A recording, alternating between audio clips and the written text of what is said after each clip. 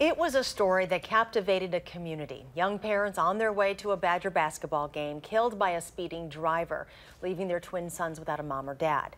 People from across the U.S. came together, donating hundreds of thousands of dollars to the boys. But there's another person in this tragedy. A woman involved in the crash kept her life, but has lost almost everything else.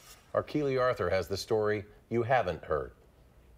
It was a Sunday, and it was my last day in Madison. It was supposed to be the beginning of something better. About to start, start fresh, start a new life. I had obtained a new position downtown Chicago. What it turned out to be was the moment Geraldine Foy entered her darkest chapter. It all happened so quickly. On February 12th, 26-year-old Brandon Ballwig was speeding eastbound down Highway 30 in Madison when he launched into oncoming traffic, causing a deadly crash. Ballwig's Honda Civic landed on husband and wife Jenny Steiner and Kirk Uren, killing them both, leaving their one-year-old twin sons without parents.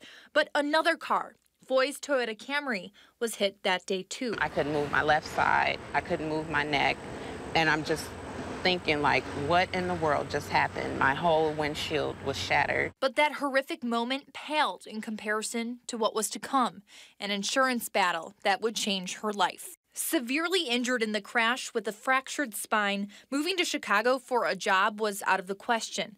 On top of that, she was uninsured at the time of the accident, missing a payment with the General Automobile Insurance Services. If you don't pay on that exact day that your insurance is due, you're not covered. That was likely Foy's only real mistake. A Madison police lieutenant who reviewed reports from the crash found it was in no way Foy's fault. A state patrol reconstruction found Ballwig in car 1 hit the Urens in car 3, causing a crash between the Urens and Foy, who was in car 4. They saw him coming from the opposite side of the highway, and they knocked me across the rest of the way across the highway. We asked American Family Insurance, who insured the Urens, why they didn't cover Foy's claim.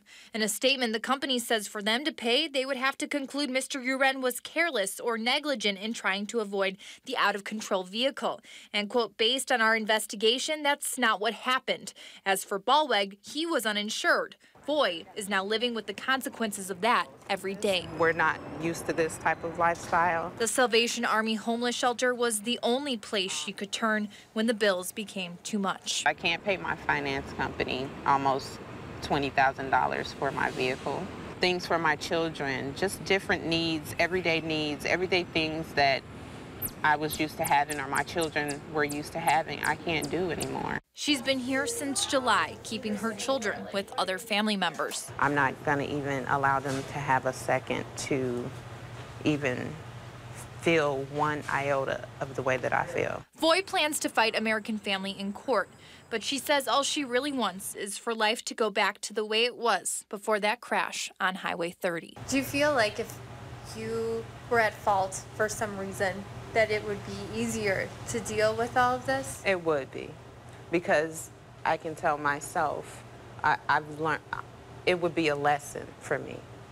I'm not sure what the lesson is. Unbelievable story. And that was our Keely Arthur reporting. Earlier this week, Brandon Ballwig was sentenced to 15 years in prison for his role in that crash. He was ordered to pay restitution.